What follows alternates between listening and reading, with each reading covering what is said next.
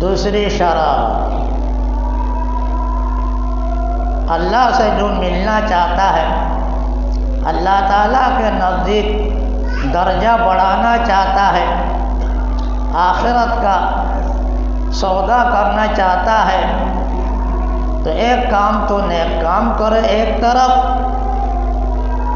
دوسری طرف ولا یشرک بعبادت ربہ احدا، اللہ کے ساتھ نافرمانی نہ کرے، نیک کام کرے۔ دوسرا کام یہ کہ اللہ کے کوئی نافرمانی نہ کرے۔ اللہ تعالیٰ جس کو چاہتا نہیں، اللہ تعالیٰ یہ نہیں چاہتا کسی کے قول و فعل، عمل حرکت اس کے ناموافق ہو۔ اللہ تعالیٰ جو نہ چاہتا ہو، ناپسند کرتا ہو، کسی کے قول و فعل، عمل، نقل حرکت اس کے خلاف نہ ہو، ان میں سے ایک چیز اللہ شرک کو پسند نہیں کرتا، تو شرک نہ کرے۔ کفر کو پسند نہیں کرتا، کفری کام نہ کرے۔ کبیرہ گناہ کو اللہ پسند نہیں کرتا، کبیرہ کوئی گناہ کا کام نہ کرے۔ صغیرہ گناہ کو اللہ پسند نہیں کرتا، پسند نہ کرے۔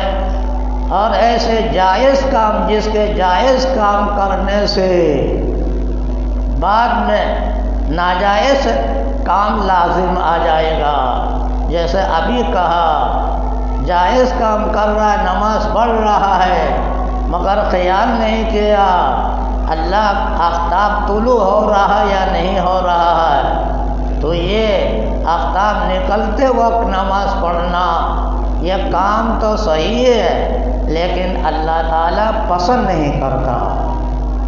دونوں کام ہونا چاہیے، ایک کام نیک ہو، جو اچھا ہو، اللہ جو پسند کرتا ہے وہ کام ہو، لیکن وقت کے اعتبار سے بھی دیکھے، دوسرے اوقات کے اعتبار سے بھی دیکھے، کہیں اس وقت اللہ تعالیٰ نماز پڑھنے کو اچھا تو نہیں سمجھتا، اس کا بھی خیال رکھ کے۔ تو کوئی آدمی اس کا خیال نہیں رکھتا، نماز پڑھتا رہتا، دیکھیے یہ اچھا کام نہیں، اللہ جل شانہ سے ملنے والا کام نہیں، اللہ کے نزدیک درجہ بلند ہونے والا کام نہیں۔ اسی طرح رسول اللہ صلی اللہ علیہ وسلم نے ارشاد فرمایا، من قال لا الہ الا اللہ مخلصا دخل الجنہ، جو اخلاص کے ساتھ لا الہ الا اللہ کہے گا جنت میں جائے گا۔ یہ نہیں کہا مطلقاً جو بھی لا الہ الا اللہ پڑھے گا جنت میں جائے گا، بلکہ اس میں شرط لگا دیا مخلصاً، اخلاص کے ساتھ۔ تو فرمایا وما اخلاصہ یا رسول اللہ، اخلاص کیا؟ فرمایا ان تعجزہ عن محارم اللہ، اللہ کے حرام کام سے بچتے رہو۔ اخلاص یہ ہے کلمہ پڑھو، کلمہ کے تقاضا کے مطابق عمل کرو، اور اخلاص کے ساتھ کرو، اس میں کوئی گناہ کا کام نہ ہو، کام کر رہے ہو مگر کام گناہ کا نہ ہو، کاروبار کر رہے ہو، خرید و فروخت کر رہے ہو، کوئی گناہ کا کام نہ ہو۔ چنانچہ حضرت مفتی شفیع رحمۃ اللہ علیہ نے ایک رسالہ لکھا، گناہ بے لذت، اس میں یہ واقعہ ذکر فرمایا، ایک سبزی بیچنے والا کا انتقال ہو رہا، کلمہ پڑھانے جا رہا، اس کا عمل سبزی بیچنے کا تھا اور ظاہری طور پر نیک تھا، نمازی آدمی بھی تھا، دیگر نیک کام میں بھی حصہ لیتا تھا، مگر کلمہ پڑھانے جا رہا، کیا بات؟ تو کہا گیا بھائی تم خود سوچ لو کیا وجہ ہے، کیا بات ہے؟ تو انہوں نے کہا جب میں کلمہ پڑھنا چاہتا ہوں تو مجھے کوئی زبان کے نیچے سے ترازو کا کانٹا لگ رہا ہے اور زبان کو اوپر تالوں سے ملا رہا، حرکت کرنے نہیں دیتا۔ تو بات کیا تھی؟ ترازو کے کانٹا زبان کے نیچے کیوں لگ گیا؟ تو فرمایا اس نے زندگی میں اتنا قصور کیا، جو سبزی بیچتا تھا وہ پلڑا زیادہ وقت تک گیلا رہتا تھا، گیلا رہنے کی وجہ سے جب اس میں سامان دیتا کم سامان آ جاتا اور وہ برابر ہو جاتا پتھر کے، کلو کے، آدھا کلو کے، پاؤ کلو کے برابر ہو جاتا۔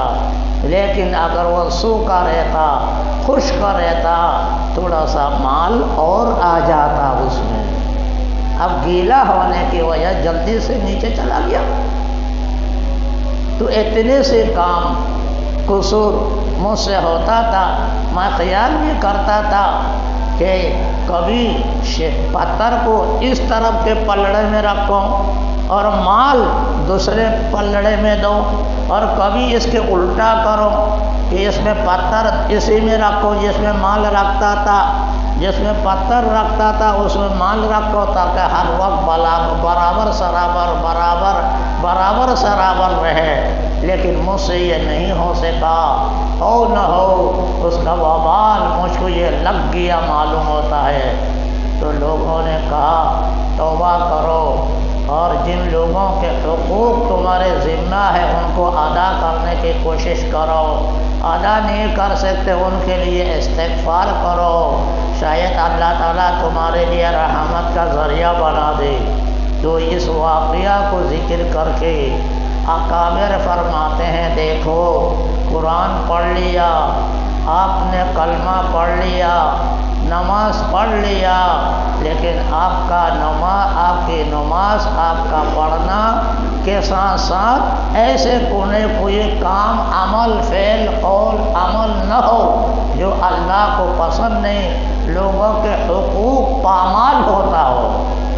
تو یہ نیک آدمی تھا، نمازی آدمی تھا، نیک کام کرتا تھا، مگر اس کے عمل میں ایک تھوڑا سا قصور رہ گیا جس کی وجہ سے لوگوں کے حقوق پامال۔ وَيْلٌ لِّلْمُطَفِّفِينَ الَّذِينَ إِذَا اكْتَالُوا عَلَى النَّاسِ يَسْتَوْفُونَ، فرمایا وائل ہے، ہلاکت ہے، جہنم کی وعید ہے اس آدمی کے عمل کے لیے تو تھوڑا تھوڑا کم کرتا، تھوڑا کم کرتا، آدھی چھٹان کم کرتا ہے یا چھٹان کم کرتا ہے، اتنے سے کام کرنے والے کے لیے وائل کے معنی جہنم کی وعید۔ دیکھا تھوڑے سے بھی تو معلوم ہوا اللہ تعالیٰ کے ساتھ ملنے کے لیے کام کرنے میں دو عمل کا ضروری ہے، ایک نیک عمل کرے اور نیک عمل بھی اس طرح سے کرے جو اللہ پسند کرتا ہو، اور دوسرا یہ کہ برے کاموں سے بچتا ہو، بالخصوص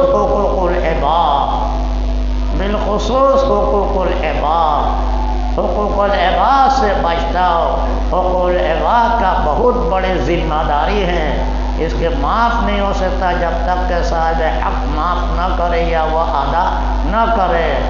اللہ تعالیٰ ان دونوں باتوں کو دیکھ کر زندگی گزارنے کی ہمیں توفیق عطا فرما دے۔ وآخر دعوانا ان الحمد للہ رب العالمین۔